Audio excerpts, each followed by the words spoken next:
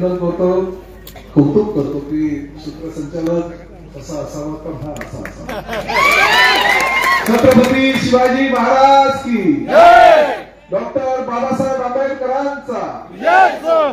मी या सभेला येण्यापूर्वी मला अनेक पत्रकारांचे फोन आले, काही वरिष्ठ नेत्यांचे फोन आले।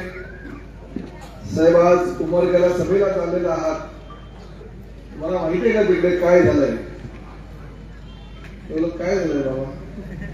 मला तिकडे शिवसेना आणि काँग्रेसची आघाडी झाली, राज्यामध्ये ही पहिली आघाडी झालेली आहे आणि तुम्ही त्या ठिकाणी सभेला चाललात।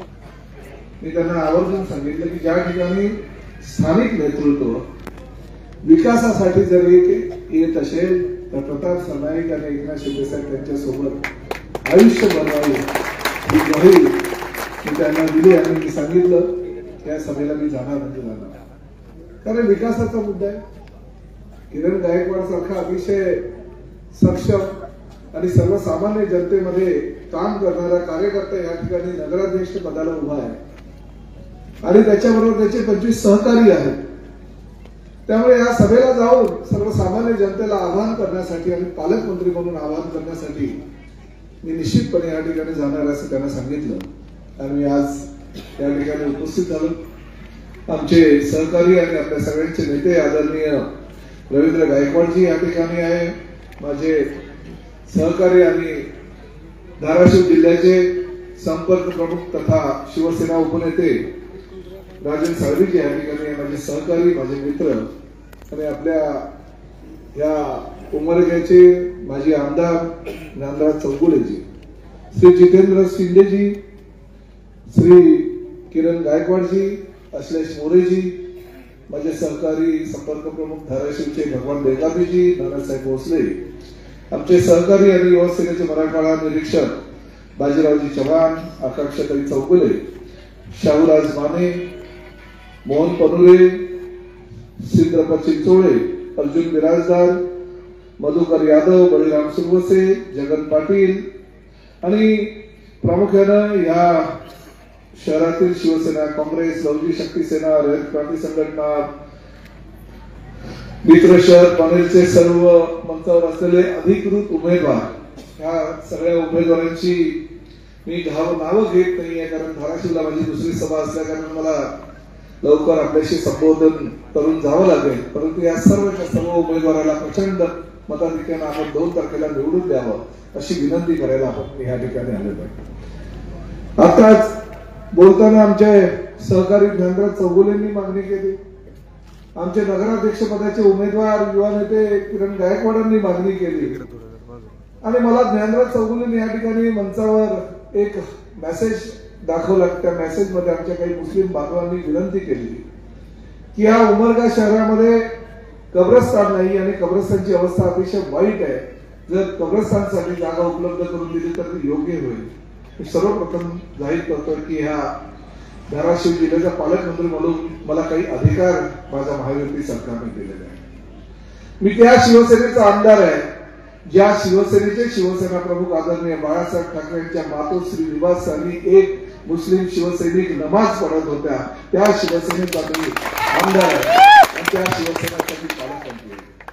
त्या शिवसेनेचा पालकमंत्री आहे ज्या शिवसेनेची पहिली सत्ता या महाराष्ट्रामध्ये आली, त्या ठिकाणी पहिला जर मंत्री कोणी झाला असेल तर मुस्लिम साबिर शेख नावाचा एक मंत्री झाला, त्या शिवसेनेचा मी आमदार आहे। म्हणून आता जाहीर करतो की ज्या आचारसंहिता उठली की ताबडतोब किरण तुम्ही नगराध्यक्ष तर ही जनता तुम्हाला करणारच आहे, पण ज्या वेळेस तुम्ही पत्र घेऊन या ठिकाणी चौगुले साहेबांबरोबर या, सर्वप्रथम जर या जिल्ह्यामध्ये आचारसंहिता संपल्यानंतर कुठलं काम होईल ते उमरग्याच्या आमच्या मुस्लिम बांधवांचं काम म्हणून मला अधिकार दिलेले आहे, निधी दिलेला आहे, मोठ्या प्रमाणात नगर विकास मंत्री म्हणून काम करत असताना शिवसेनेचे नेते आणि आमचे शिवसेनेचे प्रमुख असलेले एकनाथ शिंदे साहेबांकडे नगर विकास खाते आहे, जेवढा निधी हा चौगुले साहेबांनी त्यांच्या विधानसभा सदस्य पदाच्या कारकिर्दीमध्ये ह्या उमरग्यासाठी आलेला आहे, तेवढाच निधी नगराध्यक्ष म्हणून निवडून आल्यानंतर किरण गायकवाडसाठी आम्ही मिळवून येऊ अशी ग्वाही दिली आहे। या ठिकाणी ही वस्तुस्थिती आहे। की या धाराशिव जिल्ह्याचा मी पालकमंत्री म्हणून जवळजवळ आता 10-11 महिने काम करतोय. काय चाललंय हो या जिल्ह्यामध्ये?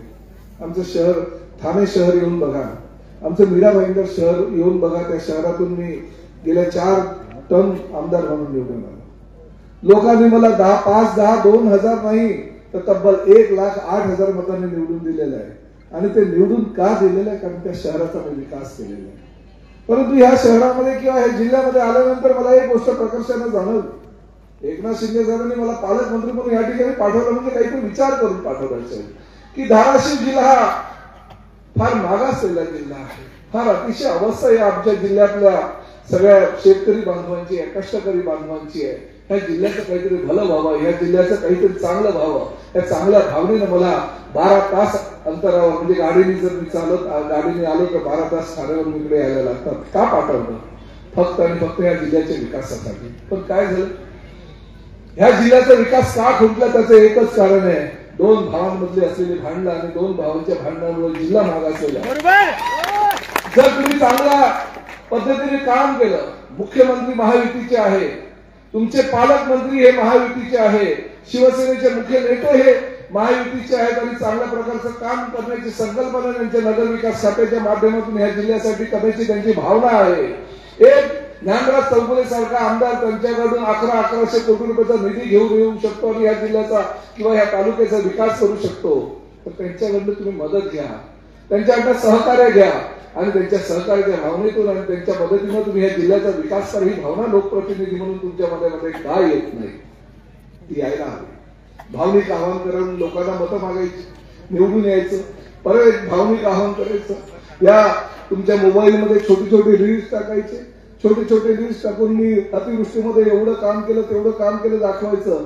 अहो, प्रताप सरनाईक ह्या धाराशिव जिल्ह्यामध्ये जेव्हा अतिवृष्टी झाली, प्रताप सरनाईकनी स्वतःच्या घरामध्ये दिवाळी साजरी केलेली आहे. आपल्या कुटुंबियांना नातवांना घेऊन आला आणि धाराशिव जिल्ह्यात अतिवृष्टी घेतलेली आहे त्या ठिकाणी त्या शेतकऱ्यांबरोबर दिवाळी साजरी केली. कारण त्यांची दिवाळी जर काळी आहे तर माझी दिवाळी सुद्धा पालकमंत्री म्हणून काळी व्हायला पाहिजे आणि ती काळी होऊ नये म्हणून मी माझ्या सगळ्या सहकाऱ्यांसाठी त्या ठिकाणी आलो आणि त्यांच्याबरोबर दिवाळी साजरी केली. मला आनंद त्या गोष्टीचा आहे. परंतु या ठिकाणी आनंद दुसरेच घेत असतात, सोशल मीडियामध्ये स्वतःची वाहवा करत असतात, सोशल मीडियाच्या माध्यमातून लोकांना एकदम भावनिक आवाहन करत असतात. भावनिक आवाहनाने कुठे विकास होतो का? विकास करण्यासाठी एक तरुण तडफदार किरण गायकवाड सारखा नेता या ठिकाणी तुम्हाला जर मिळाला त्या जिल्ह्याचा आणि या शहराचा विकास होईल. त्यामुळे मी जास्त या ठिकाणी कोणावर आरोप करणार नाही. या ठिकाणी विकास करण्यासाठी तुम्हाला नगराध्यक्ष पदाची उमेदवारी शिवसेनेने दिलेली आहे.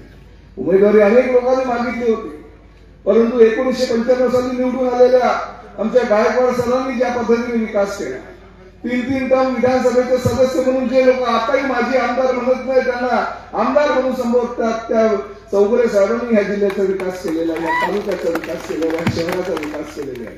आणि त्याच पद्धतीनं ही विकासाची जी अखंड ज्योत आहे ती ज्योत तेवढ ठेवण्याचं काम जर कोणी ह्या भविष्यामध्ये करेल या शहरामध्ये तर ते किरण गायकवाड करेल.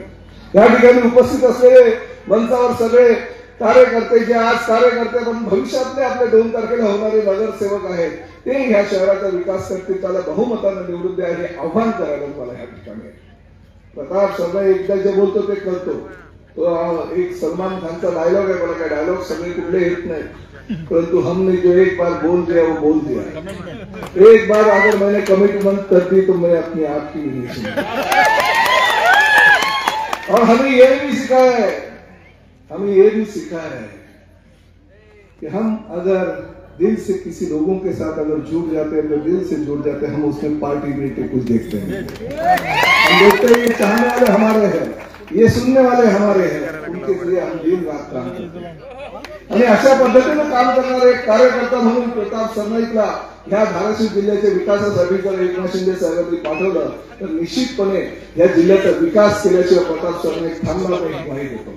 पण त्यासाठी तुम्हाला ह्या मंचावर उपस्थित असलेल्या सगळ्या नगरसेवकांना निवडून द्यावं लागेल, त्यांना तुमचा हात द्यावा लागेल. एकदा का तुम्ही विचार केला की नाही बघू ह्या निवडणूक आता झाली गेली पार पडली काय होतंय ते बघू, पण पुढली 5 वर्ष तुम्हाला थांबावं लागेल, या विकासापासून वंचित राहावं लागेल.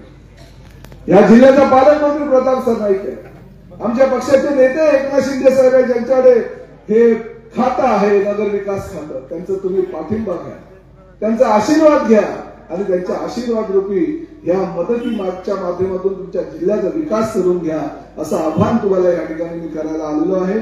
मी जास्त वेळ घेणार नाही, तुम्हाला एकच विनंती करतो, येत्या 2 तारखेला मंचावर उपस्थित असलेले नगराध्यक्ष पदाचे उमेदवार किरण गायकवाड आणि त्याच्या सगळ्या सहकार्यांना आपण प्रचंड मताने निवडून द्या. प्रताप सरनाईक, मी तुम्हाला शब्द दिला, तो शब्द कायम त्याच्या लक्षात राहील. जे तुम्ही विकासाच्या बाबतीत मागाल ते सर्व प्रताप सरनाईक पालकमंत्री या नात्याने तुम्हाला देईल. पालकमंत्री या नात्याने जो का निधीचा अधिकार दिलेला त्या निधीचा अधिकाराचा भरपूर वापर करून ह्या जिल्ह्याचं एक विकासाचं नवीन रोल मॉडेल, ह्या तालुक्याचं विकासाचं एक नवीन रोल मॉडेल आपण भविष्यामध्ये निर्माण करू अशी ग्वाही या ठिकाणी देतो आणि तुम्हाला सगळ्यांना 2 तारखेच्या शुभेच्छा देतो. जय हिंद, जय महाराष्ट्र.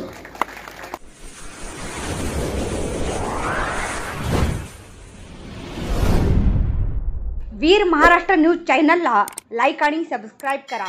धन्यवाद.